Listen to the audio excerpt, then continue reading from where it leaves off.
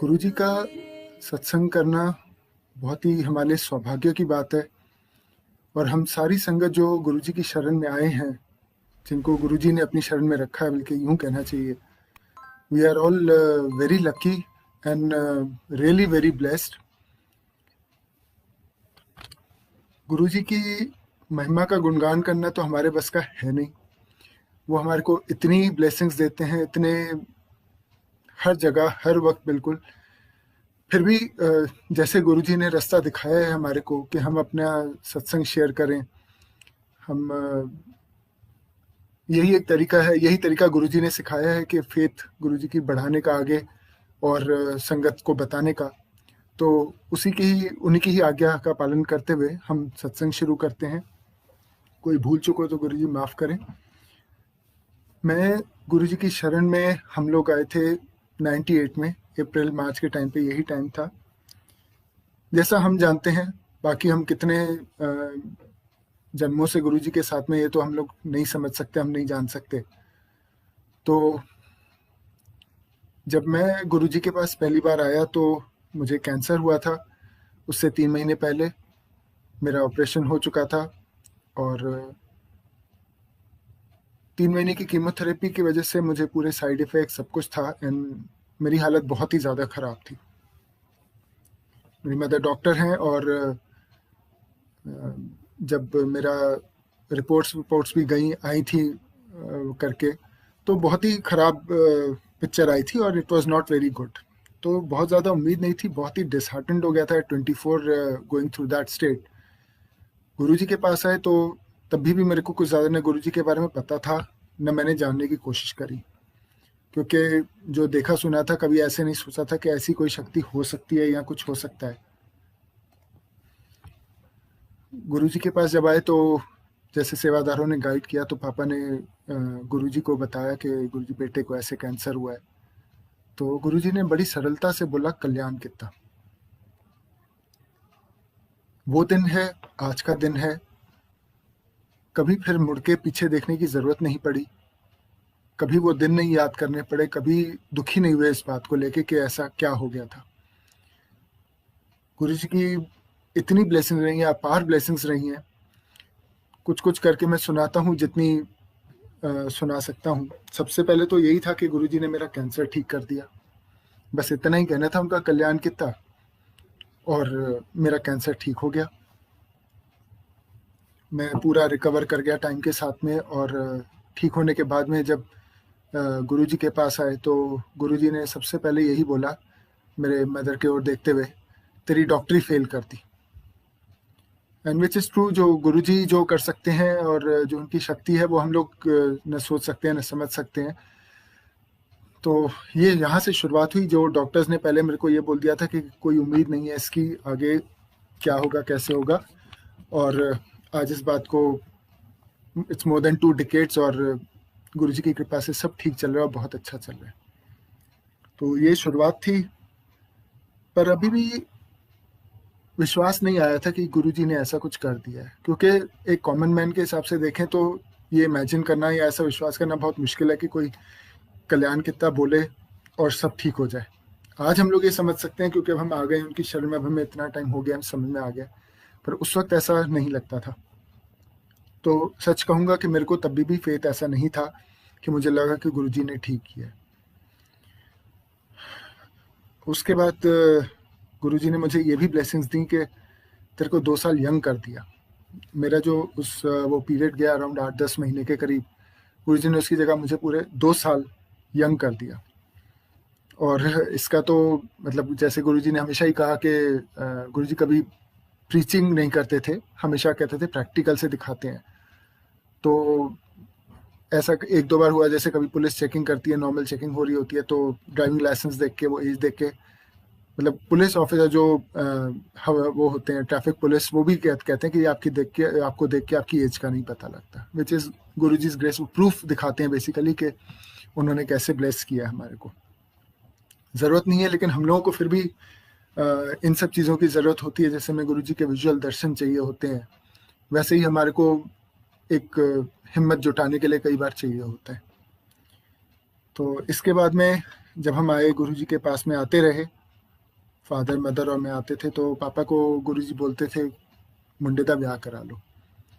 तो देखना शुरू किया, कहीं बात बनती नहीं थी, कभी आगे जाके कहीं अचानक से लास्ट स्टेज पे ख़त्म हो जाती थी बात ऐसी एंड कुछ कोई विद नो स्पेसिफिक रीज़न, सब कुछ वैसे ठीक-ठाक था अपनी तरफ से। I was doing a good job and everything, parents अच्छे थे, वेल सेटल्ड एवरीथिंग, पर होता नहीं था। और हर बार जब भी हम एम्पायर स्टेट गुरुजी के माथा टेकें तो गुरुजी बोले मुंडे दा ब्याह करा लो। तो फिर एक दिन गुरुजी को पापा ने बताया कि गुरुजी ऐसे कहीं बात बन नहीं रही है, कोशिश तो बहुत कर रहे हैं। तो गुरुजी ने कहा कोई नहीं, चिंता ना करो, एनू पंजाबी कुड़ी दिलाऊंगा। तो पापा ने पूछा कि गुरुजी कहीं न्यूज़पेपर में डलवा है, बिकॉज हम लोग पंजाबी नहीं और ऐसी कोई बहुत ज़्यादा जान पहचान भी नहीं थी पंजाबीज में कहीं। तो गुरुजी कहते हैं नहीं, कोई लोड नहीं है, अपने आप हो जाएगा। अब अभी तक फेथ तो था नहीं ऐसे, तो मैं वहीं बैठा था, सुन रहा था सामने, और मन में यही ख्याल है कि ऐसे कैसे अपने आप हो जाएगा। बट गुरुजी का वचन है, वो तो कोई नहीं टाल सकता, होना ही है वैसा। और 2.5 years लेटर ऐसे सर्कमस्टांसिस क्रिएट हुए कि मेरे ऑफिस में ही एक लड़की काम करती थी जो मेरे एक फ्रेंड के अंडर पहले कुछ ट्रेनिंग वेनिंग करके गई थी किसी टाइम पे। तो उससे मुलाकात हुई और उसने जब मेरे फ्रेंड के बारे में पता किया एंड हु हैड लेफ्ट, तो हमारी बात आगे बढ़ी, धीरे धीरे बातचीत हुई, बात आगे बढ़ी and things progress in the right direction. और जैसा गुरुजी ने 2.5 साल पहले कहा था कि पंजाबी कुड़ी दिलाऊंगा, पंजाबी गर्ल से गुरुजी ने रिश्ता करा दिया। कहीं कहीं ये आने लगा कि हाँ कुछ तो बात है, कहीं गुरुजी में कुछ शक्ति है। और इसी दौरान फादर की तबीयत थोड़ी ख़राब होने लगी और he used to have chest pain. तो गुरुजी के आदेश से एम्स में उन्होंने चेकअप कराया।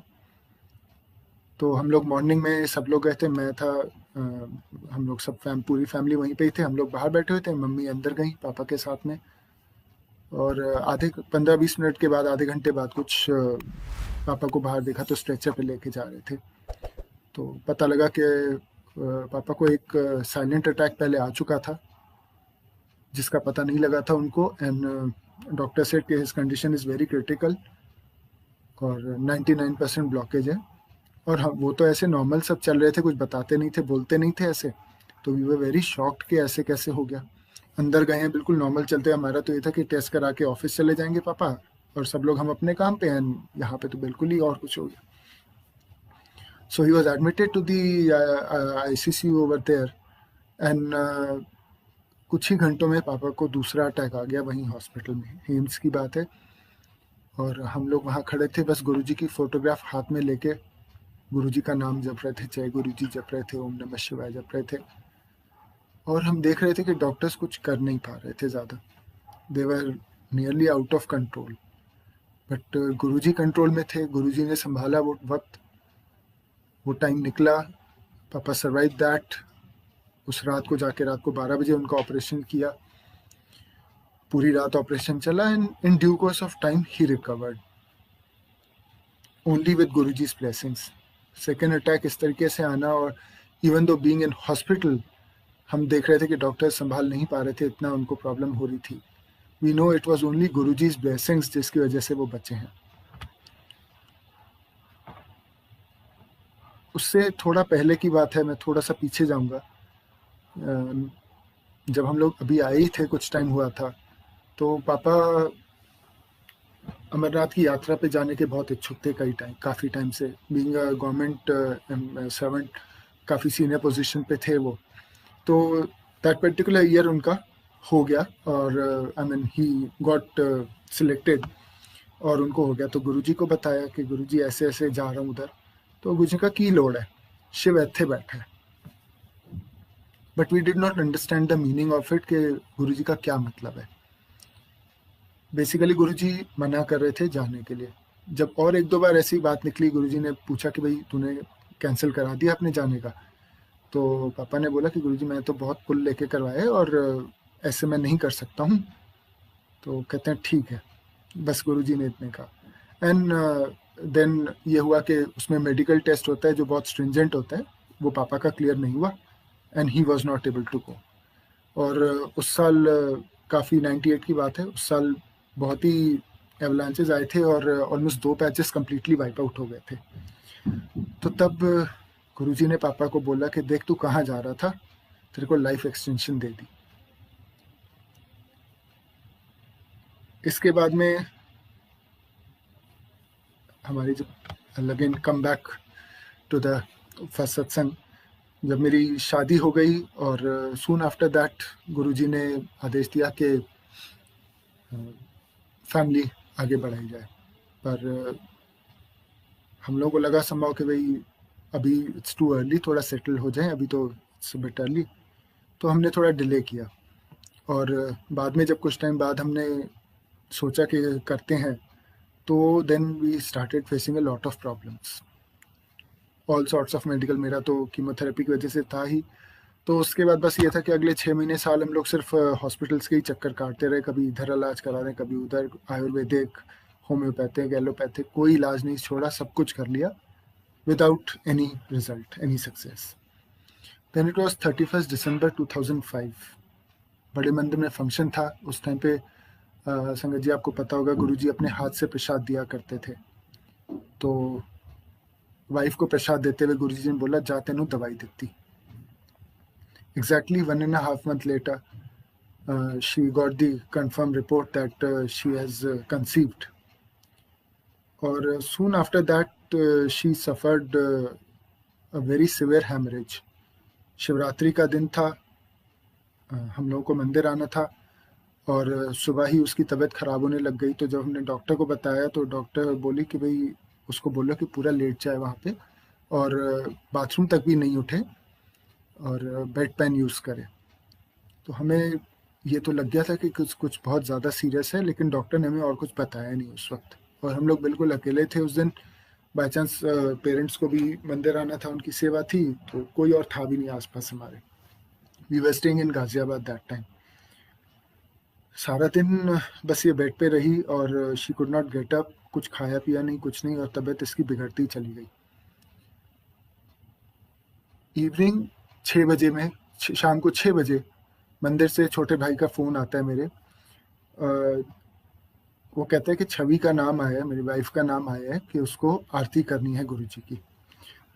वो एक अकेला ऐसा साल था जिस साल ड्रॉ ऑफ लॉट्स हुआ था। कुछ लेडीज संगत जो थी उनके नाम डाल के पर्चियाँ निकाली गई थी कि कौन कौन गुरुजी की आरती करेंगे।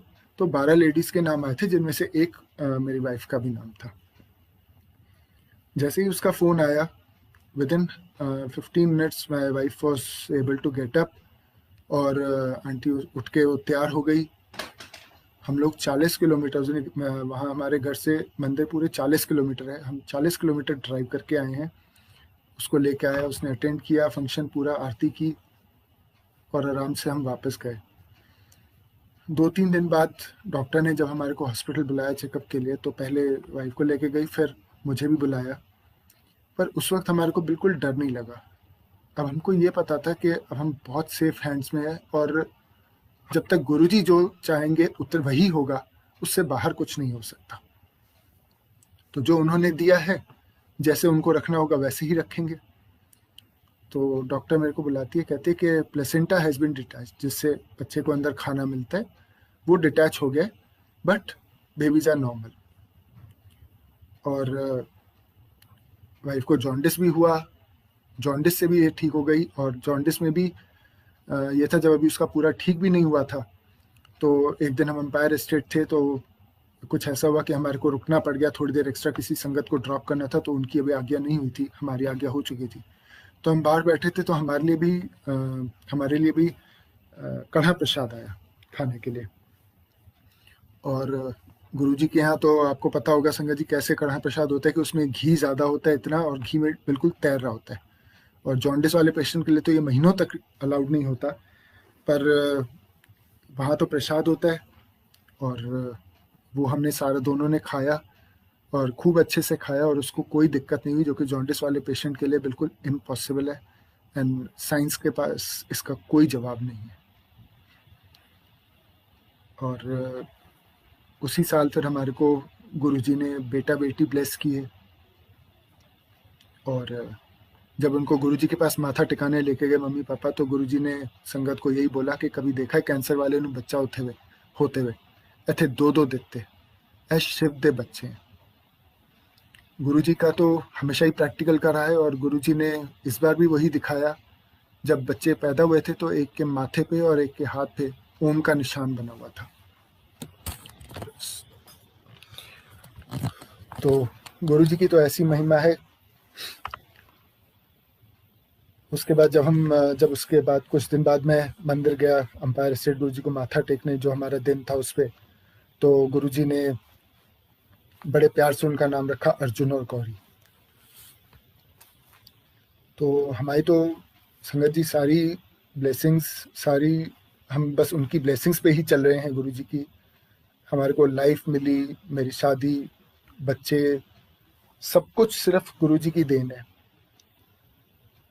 ये सत्संग भी जो हम लोग करते हैं वो सिर्फ इसीलिए ही है कि हम लोगों का जो नई संगत है या जो और हैं उनका फेथ बढ़े गुरुजी में, और हमारे को खुद को भी ब्लेसिंग मिलती है जब हम सत्संग करते हैं, और जो सुनते हैं उनको भी ब्लेसिंग्स मिलती है। बच्चों का भी ऐसा है कुछ कि भाई उनका ऐसा कनेक्ट था गुरुजी के साथ में हमसे पहले से ही कि उनको कुछ बताना नहीं पड़ा, और they just became a part of Guruji sangat थे, तो उनके ही चोजन वन। और नॉर्मली जैसे होता है कि पेरेंट्स बच्चों के लिए करते हैं और उनके लिए अरेंज करते हैं सब कुछ, यहाँ पे उल्टा हिसाब था। यहाँ पे बच्चों की वजह से हमारे को बहुत कुछ मिला। मैंने जैसे बताया मैं भी गवर्नमेंट सर्वेंट हूँ, तो गवर्नमेंट में हर चीज़ की लिमिट्स होती हैं कि एक लेवल के हिसाब से क्या क्या फैसिलिटीज़ मिलती हैं। तो जिस साल बच्चे होने वाले थे, मेरे को उस साल मेरी जो हॉस्पिटल की प्राइवेट वार्ड की फैसिलिटी थी वो बन गई थी। जब उसके कुछ टाइम 1 साल 1.5 साल बाद जब बच्चों के ट्रैवल करने का टाइम आया, तो मुझे बाय एयर ट्रैवलिंग का अलाउ वो मिल गया कि मैं ट्रैवल कर सकता हूँ। तो ऐसे ऐसे होता गया। जब इनके स्कूल के एडमिशन का टाइम आया, तो उसी टाइम पे जस्ट उससे पहले मुझे गवर्नमेंट अकोमोडेशन एक अच्छी जगह पे मिल गई, जहाँ पे आसपास में स्कूल्स बहुत अच्छे थे और there were lots of options. तो मतलब हम तो ये कहेंगे कि बच्चों की वजह से हमारे को बहुत कुछ मिला, रादर देन हमने बच्चों के लिए कुछ किया हो। बच्चों का भी मैं कुछ थोड़े से सत्संग सुनाता हूँ। बेटा जब छोटा था तो बेटा छोटा था तो कुछ वर्ड्स ठीक से बोल नहीं पाता था, कुछ लेटर्स, तो उसको बोलने में दिक्कत होती थी। हमने बात करी और हुआ ये कि भाई इसको डॉक्टर को दिखाते हैं, कुछ स्पीच थेरेपी या कुछ करवाते हैं। तो एक कुछ दिन में हमारे 2-4 दिन में की जैसे डेट आ गई थी कि भाई 2-4 दिन में हमें जाना है थेरेपिस्ट के पास में। तो एक सुबह को ये उठा और जैसे बच्चे अपना मम्मी को कहानी सुनाते हैं कि कल मम्मा ऐसे ऐसे हुआ वो हुआ, तो इसकी टीचर का जो नाम था उसमें भी वो वर्ड आता था, वो श नहीं बोल पाता था, स बोलता था उसको, तो उसको दिक्कत हो रही थी और उसने एकदम नॉर्मल तरीके से नाम बोला। तो हमें थोड़ा सा डाउट हुआ कि शायद गलती से हो गया या हमने गलत सुना है क्या, तो हमने फिर से बुलवाया एंड वो बिल्कुल नॉर्मली बोल रहा था। इसके फ्रेंड का नाम, ऐसे कुछ हमने कई वर्ड्स उससे बुलवाए और सडनली ओवरनाइट वो बिल्कुल ठीक हो गया था। उसको स्पीच थेरेपी की ज़रूरत ही नहीं पड़ी। न गुरुजी से मांगा न कुछ किया। कराने वाले वो हैं, करने वाले वो हैं, कैसे कर देते हैं, कब करते हैं वो उनको पता। इसी तरीके से बेटी का था। बेटी को कुछ पता नहीं क्या प्रॉब्लम हुई, उसकी आईसाइट एकदम ही बहुत ख़राब हो गई।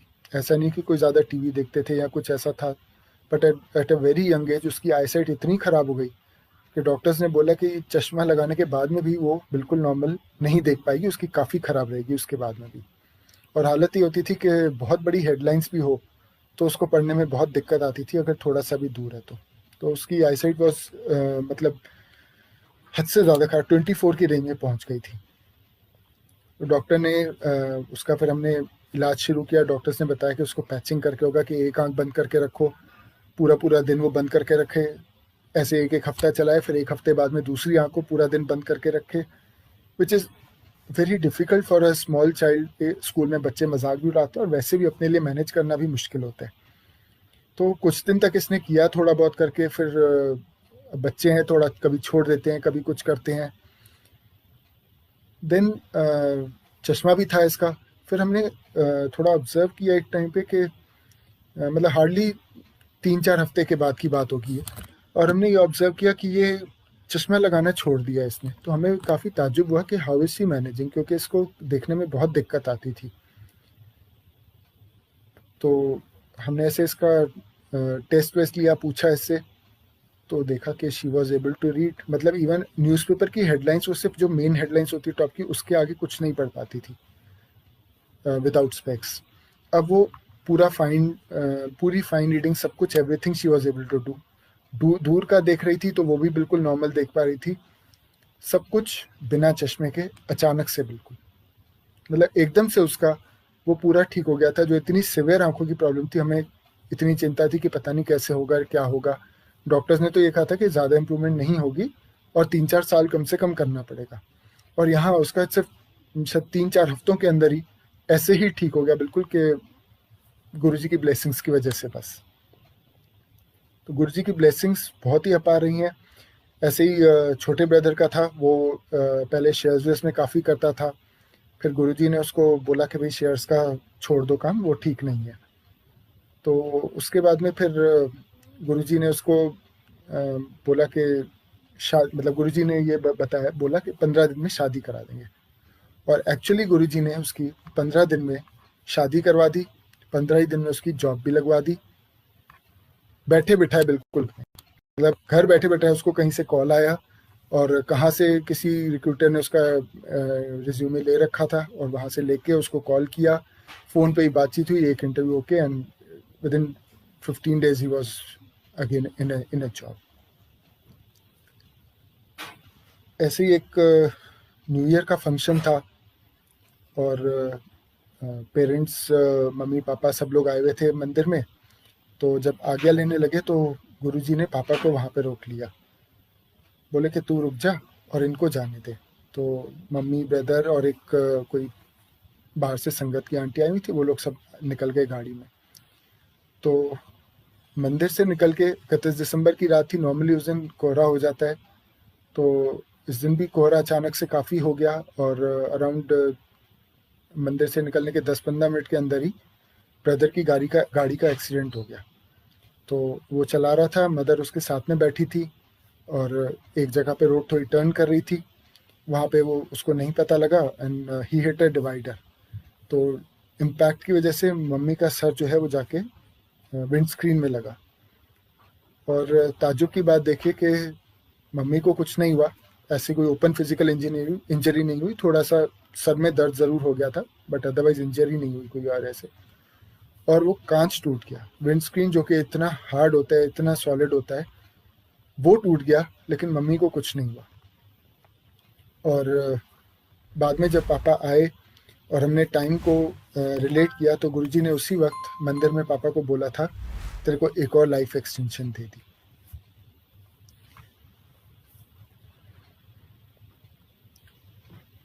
गुरुजी के पास आने का हमारा पर्पज़, या गुरुजी का हमारे को रादर गुरुजी हमें ब्लेस क्यों करते हैं, ये पर्पज़ समझना बहुत ज़रूरी है। हम लोग ऐसे ही नहीं चल सकते कि बस हम गुरुजी की ब्लेसिंग्स ले लें और बस चलते रहें। गुरुजी हमें ये ब्लेस करते हैं कि वो हमारे रास्ते की जो कठिनाइयाँ हैं वो हटाते हैं, ताकि हम उनके दिखाए हुए रास्ते पे और अच्छे से चल सकें। इसीलिए वो हमारे को ब्लेस करते हैं, ताकि हमारा जो टाइम, जो मुसीबतों में जाना है, वो हम अच्छे काम में लगा सकें, गुरुजी की सेवा में लगा सकें, या गुरुजी का ध्यान करने में लगा सकें। जो गुरुजी ने कहा भी है कि ध्यान लगाया करो, which is the top most form. और ये भी हमेशा गुरुजी ने कहा है कि ध्यान, दान और सेवा हमेशा ऐसे करो कि दाहिना हाथ करे तो बाएं को न पता लगे, हमेशा गुप्त होने चाहिए।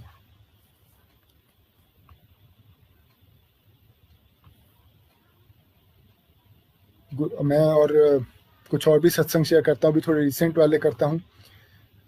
अभी भी लाइफ ऐसे चल रही है, जब गुरुजी ने चोला छोड़ा तो बहुत ज़्यादा हिल गए थे हम लोग भी, और ऐसा लगा कि पता नहीं जैसे साया उठ गया ऊपर से। पर धीरे धीरे गुरुजी ने ये एहसास करा दिया कि गुरुजी हर जगह हैं, हर वक्त हमारे साथ हैं, और यहीं पर ही हैं। कभी गुरुजी की फ्रेग्रेंस से, कभी कुछ और तरीक़ों से, कहीं भी एक छोटा-सा ख़्याल भी आता है मन में, तो गुरुजी वो पूरा कर देते हैं। गुरुजी ने इतने लाड से हम लोगों को, सारी संगत को पाला हुआ है। आज भी ऑफ़िस में भी कभी प्रॉब्लम्स आते हैं, कुछ होता है, तो कभी मतलब ये पता है कि हाँ, चिंता की कोई बात नहीं है, गुरुजी देख लेंगे, हमें बस अपना कर्म करना है। जो गुरुजी भी यही कहते हैं कि भई अपना कर्म करो और फल की चिंता मत करो, वो he will take care of it. तो अराउंड 2 साल पहले की बात है। फ्राइडे का दिन था, जो पापा-मम्मी के मंदिर जाने का दिन होता है और हमारा भी नॉर्मली होता है, बट उस दिन सुबह हम लोग नहीं जा पाए थे, मेरे को शायद ऑफ़िस में लेट हो गया था। तो मम्मी-पापा मंदिर में थे और पापा को वहाँ पे एकदम से स्ट्रोक आ गया और सेवा करते-करते उनका एक साइड पूरा आउट ऑफ कंट्रोल हो गया। He was not able to control और he lost control of it basically.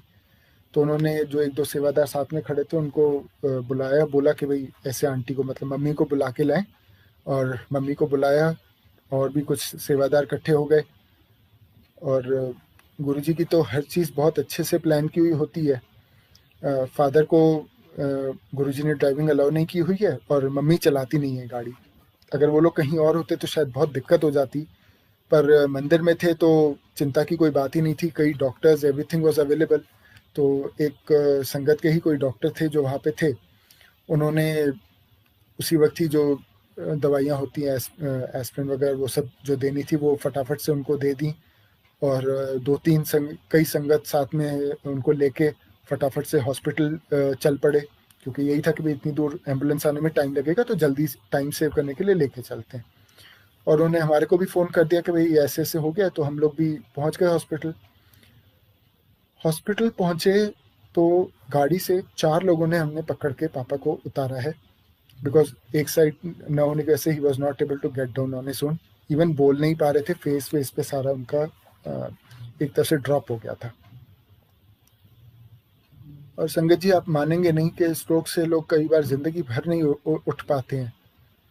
पापा का 1 घंटे के अंदर-अंदर स्ट्रोक, इतना ठीक कंडीशन हो गई थी कि वो अपने साथ वाले आईसीयू में लेटे हुए हैं, साथ वाले बेड पे जो पेशेंट लेटा है उसके साथ बैठ के सत्संग कर रहे थे। डॉक्टर्स उनको बोल रहे हैं कि जी आप रेस्ट करिए, आप प्लीज़ बोलिए मत। वो उन पे कुछ-कुछ टेस्ट कर रहे थे, बीच में उन्होंने सीटी स्कैन के लिए भी लेके गए, सब कुछ किया। लेकिन वो वहाँ बैठ के साथ वाले पेशेंट के साथ में सत्संग कर रहे थे। ये गुरुजी की कृपा है। और डॉक्टर्स ने हमें बताया, कहते हैं कि भाई इनको कुछ स्ट्रोक तो हुआ है, लेकिन कुछ प्रॉपर्ली पता नहीं लग रहा है कि क्या है, कहाँ पे है exactly, and it is in transit.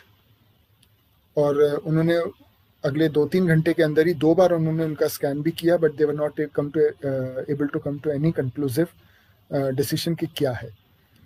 फिर एक डॉक्टर ने हमारे को अलग से आके बताया, you know how it is in private hospitals, तो कहते हैं कि भाई इनकी कंडीशन अभी काफ़ी हद तक ठीक है, ही इज़ ऑलमोस्ट 98% रिकवर्ड।